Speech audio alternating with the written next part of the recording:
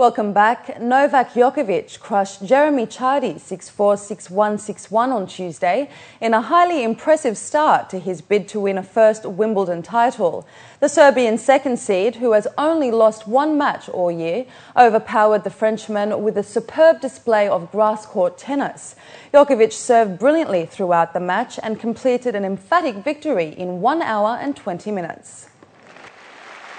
I believe in myself much more on the court, and I know I can perform well, equally well on this surface as I do on the other ones. And well, as you said, it's a bit too early to think about the later stages of the tournament. So I'd like to, take one match at a time. Meanwhile, former champion Maria Sharapova made a fluent start to her Wimbledon campaign with a 6-2, 6-1 win over Anna Chekvetadze in the first round on Tuesday.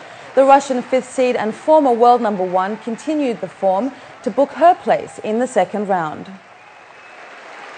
Yeah, it was great to be back on center court, and considering that I didn't play a warm-up tournament, I felt like I had to be ready from the first point, and I played against an opponent that's been in the top 10 before, hasn't had the best results this year. And an emotional Serena Williams survived a stern test of her form and fitness to begin her Wimbledon defence with a 6-3, 3-6, 6-1 victory over Frenchwoman Aravane Rezaei. The American 13-time Grand Slam winner is bidding to become the first player since Steffi Graf in 1993 to win 3 consecutive Wimbledon singles titles. And third seed Roger Federer beat Mikhail Kushikoshin 7-6, 6-4, 6-2, while top women's seed Caroline Wozniacki defeated Spain's Arantxa Parra Santoña 6-2, 6-1. Porto coach Andre Villas-Boas moved a step closer to an expected move to Premier League Chelsea after resigning his post with the Portuguese and Europa League champions on Tuesday. Porto said in a statement that it has been notified of all intention of the coach to terminate, without just cause, his contract with the club, thus immediately activating his release clause. Porto added that the contract of the 33-year-old will be deemed terminated once the deposit for his €15 million release clause has been paid. The coach, contracted to Porto until 2013, has been strongly linked with Chelsea, who are seeking a new manager after sacking Carlo Ancelotti on the last day of the season in May.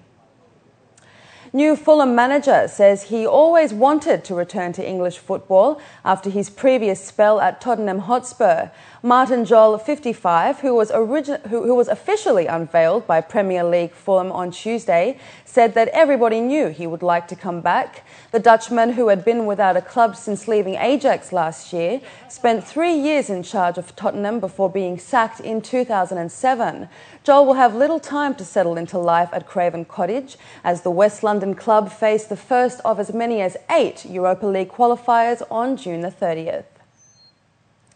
Moving on from our sports news now, World Music Day, which falls on the 21st of June each year, was observed in Dubai with musicians of different genres entertaining passers-by in Medina Jumeirah. Reflecting on the cultural diversity of the community, each year the Alliance Francaise, supported by the French Embassy, holds this event to remind people of the impact of music on people's lives. Music of the Three Oceans was this year's theme, and locally based drummers, rock stars and a variety of musicians showed off their talent with relentless energy. Since 1982, the French government has been playing a proactive part through all its diplomatic missions to encourage the arts. Dubai has been a keen follower of World Music Day for the last 14 years and hopes that future celebrations are marked with even greater participation. Created in France, and the initiative was taken by a Ministry of Culture in France, Mr. Jacques Lang, in 1982.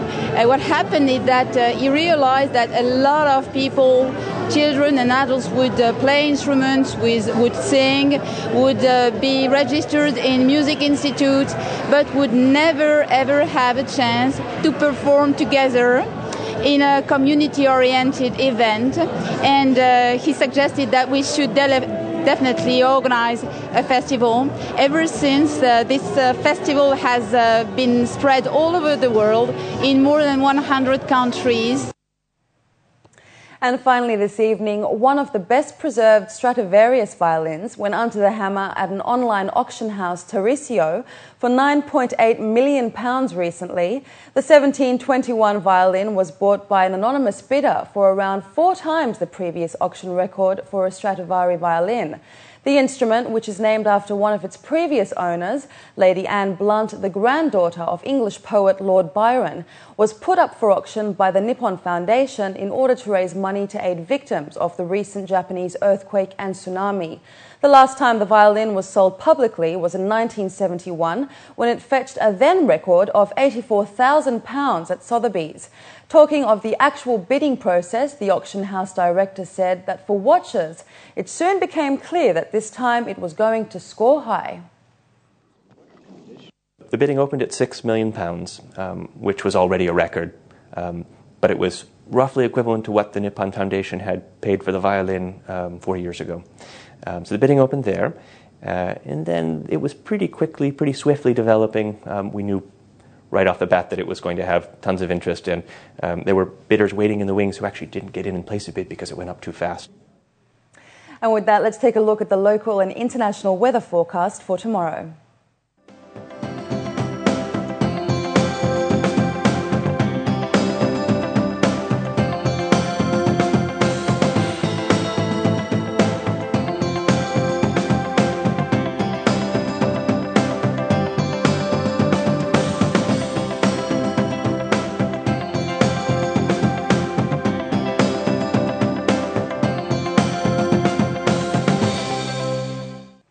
Before we head out, here are the top stories again. Dubai Chamber announces 17.6% increase in exports. Dubai Customs foils a bid to smuggle fake currency. Experts detect presence of lava from Chilean volcano. And the MSCI delays decisions on UAE's market status upgrade.